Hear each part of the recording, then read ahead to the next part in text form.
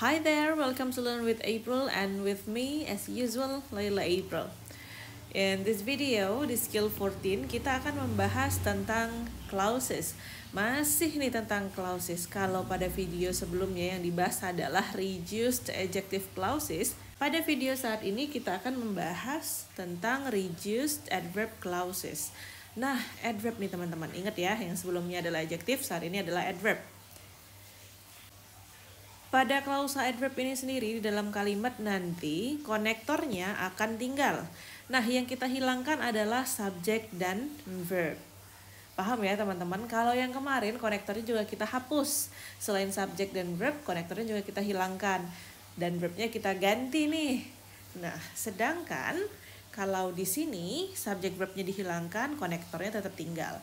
Siapa aja sih adverb konektor? Nah, teman-teman sudah pernah belajar ini pada skill sebelumnya, skill-skill awal tentang adverb konektor. Bisa lihat lagi daftarnya ya.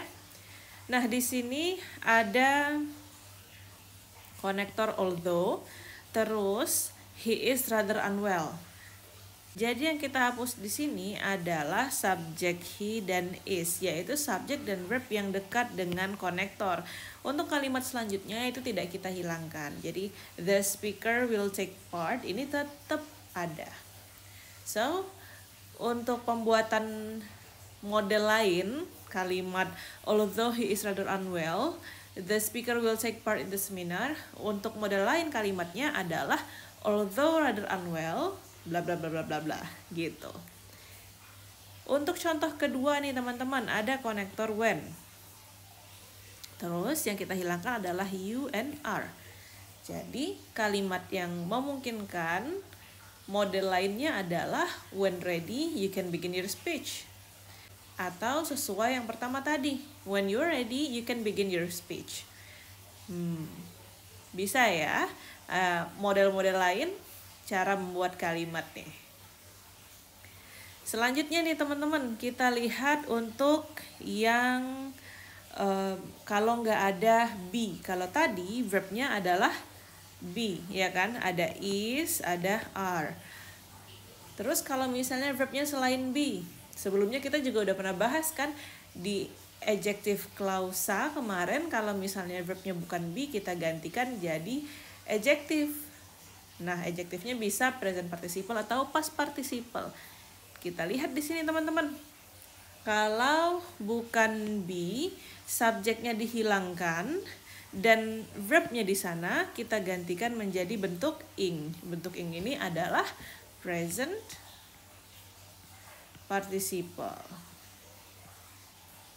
Gitu. Langsung kita lihat ke contoh jenis lain dari kalimat yang pertama ini. Kalimatnya adalah although he feels rather sick, the speaker will take part in the seminar.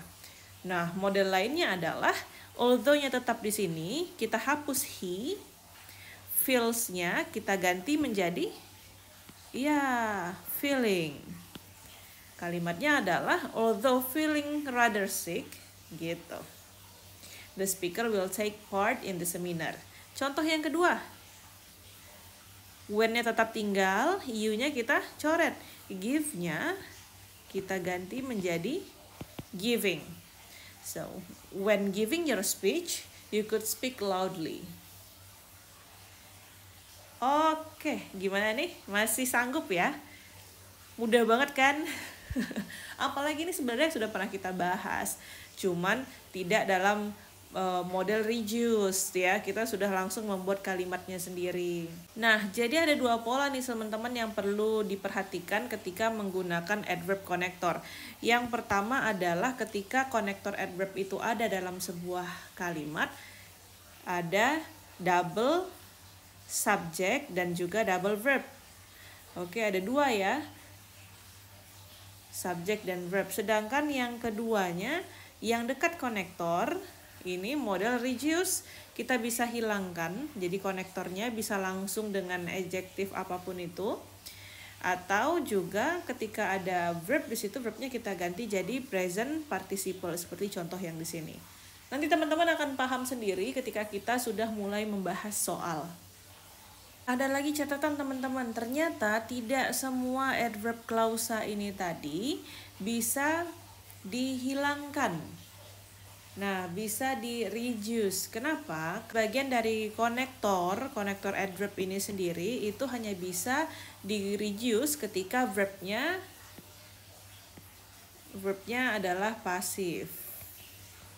Nah, jadi teman-teman harus perhatikan. Nanti bakal ada listnya ya. Contohnya, untuk kata konektor once di sini, konektor once ini tidak bisa di reduce dalam bentuk aktif. Dia hanya bisa di reduce dalam bentuk pasif. Jadi ini tidak bisa di reduce. Yang bisa adalah once it is submitted. Nah, it is submitted ini adalah kalimat pasif ya.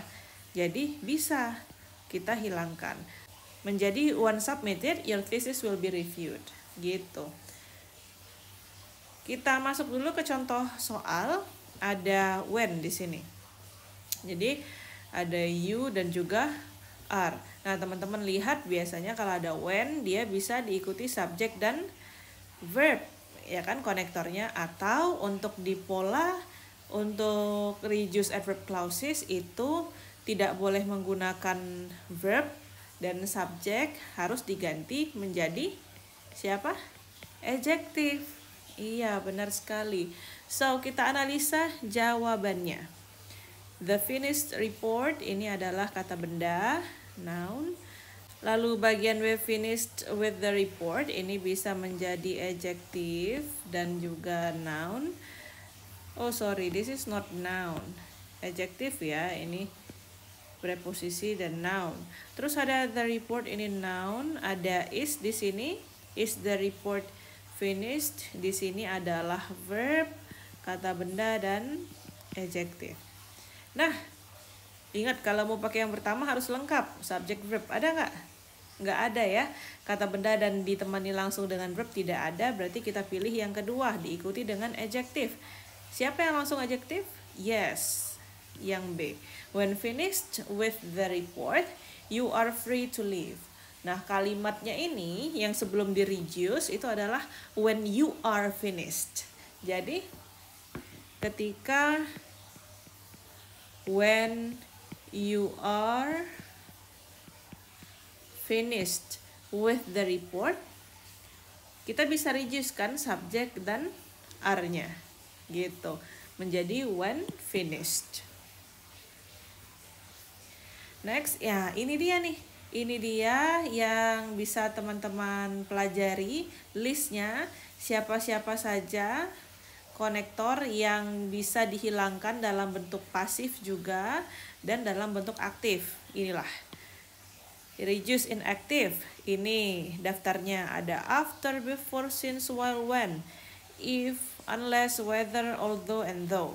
Sedangkan yang hanya bisa digunakan dalam bentuk pasif adalah once, until, when, whenever, if, unless, whether. Nah, kalau teman-teman lihat nih sama nih ya. Ini yang condition, ini sama bisa digunakan kedua-duanya. Ini juga bisa digunakan kedua-duanya. Ada tambahan di sini. When juga bisa digunakan di dalam bentuk aktif maupun bentuk pasif kalimat yang mengikuti setelah konektornya. Nah, inilah teman-teman harus perhatikan. Secara detail perubahan bentuknya adalah konektor dan langsung adjektif ya. Karena subjek dan verb dihilangkan. Atau tadi adjektifnya bisa adjektif yang biasa atau bisa juga yang dari bentuk present participle, yaitu kata kerja plus bentuk ing. Kita lihat latihan soal. Well, nomor 1, apa yang teman-teman bisa perhatikan di sini? Ada konektor if. Sorry, bukan nomor 1, contoh yang pertama ya. Ada konektor if, terus juga ada not completely satisfied. Nah, di sini adalah adjective. Tidak ada subjek atau verb. Benar ya? Boleh. Ada subjek you can return any verb. Berarti bentuknya correct. Yang kedua, Steve subject has had any verb. Lalu ada since than left home. Nah, teman-teman bisa lihat di sini. Bisa nggak ya? Since left home. Since left di sini adalah verb to karena artinya meninggalkan rumah. Seharusnya kita ganti menjadi ing. Since leaving home gitu. Incorrect ya teman-teman. Coba 1 sampai 8 teman-teman kerjakan. Kita akan bahas.